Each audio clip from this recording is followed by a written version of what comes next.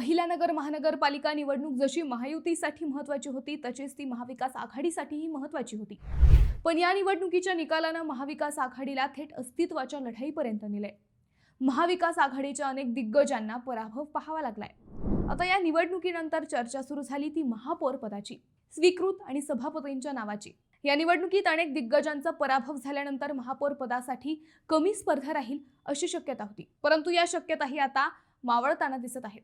महापौर कोण, स्वीकृत कोण, सभापती कोण या प्रश्नांपेक्षा महापौर भाजपचा की राष्ट्रवादीचा हा सगळ्यात मोठा प्रश्न सध्या नगरकरांना पडलाय।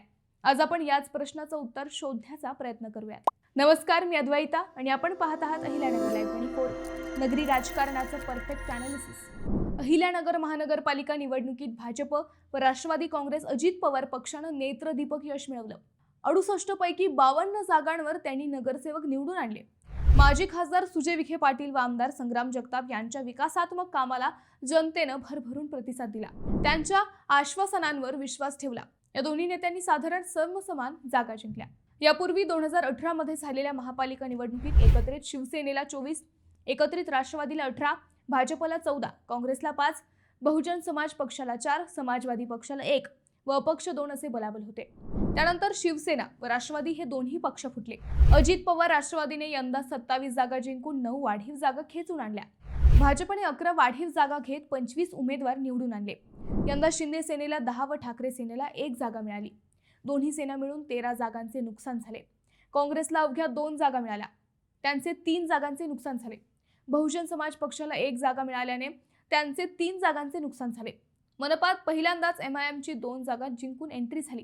महानगरपालिका निवडणुकीत भाजप व राष्ट्रवादीच्या युतीच्या सर्वाधिक जागा जिंकून आल्या असल्या तरी राष्ट्रवादीने सर्वाधिक 27 जागा जिंकल्या।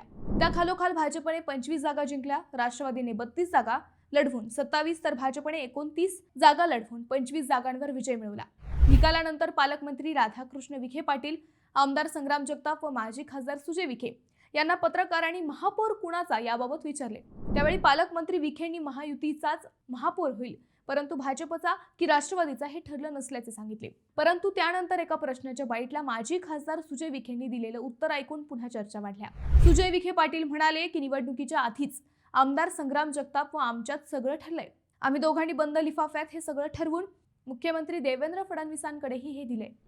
आम्ही दोघांनीही महापौर, सगळ्या समित्या, स्वीकृत नगरसेवक कुणाला किती हे सगळं ठरवलंय। वेळ आल्यावर हे नक्की तुम्हाला समजेल। महापौर, सगळ्या समित्यांचे सभापती, स्वीकृतचे वाटप हे सगळं झाल्याचं विखेंनी सांगितलं। त्यानंतर चर्चांना उधाण आलं। शक्यतांची बेरीज वजाबाकी सुरू झाली। सर्वाधिक जागा असल्यानं महापौर पद राष्ट्रवादीकडेच जाण्याची शक्यता काहींनी व्यक्त केली। भाजपला राष्ट्रवादीपेक्षा अवघ्या 2 जागा कमी आहेत, त्यामुळे राष्ट्रवादी महापौर पद घेऊन त्या बदल्यात भाजपला उपमहापौर पद व स्थायी समितीचे सभापती पद देऊ शकते असेही अंदाज मानले गेले। मात्र भाजपकडूनही महापौर पदावर दावा केला जाऊ शकतो, त्यामुळे पहिली 2.5 वर्षे राष्ट्रवादीकडे व त्यानंतर 2.5 वर्षे भाजपला महापौर पद अशी वाटणी होऊ शकते। मात्र अद्याप महापौर पदाचे आरक्षण शासनाकडून काढलेले नसल्याने महापौर पदासाठी इच्छुकांचे लक्ष आता आरक्षण सोडतीकडे लागले आहे।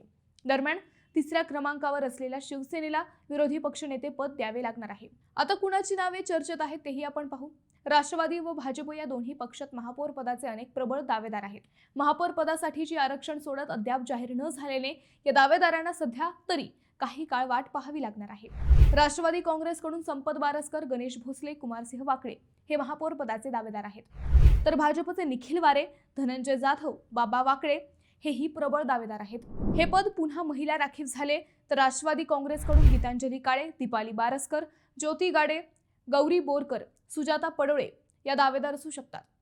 भाजपकडून शारदा ढवण, वंदना ताठे, पुष्प बोरुडे, आशाबाई कातोरे या दावेदार असतील। याशिवाय जे नगरसेवक जास्त लीडने विजयी झालेत त्यांना सभापती पदाचीही संधी मिळू शकते असे सांगितले जात आहे। शिवाय ज्या दिग्गजांना शब्द देऊन थांबवण्यात आले त्यांची स्वीकृतसाठीही वर्णी लागणार आहे। मित्रांनो, महापौर, सभापती व स्वीकृतसाठी तुम्ही कुणाला पसंती द्याल? तुमचं उत्तर आम्हाला कमेंट करून नक्की कळवा।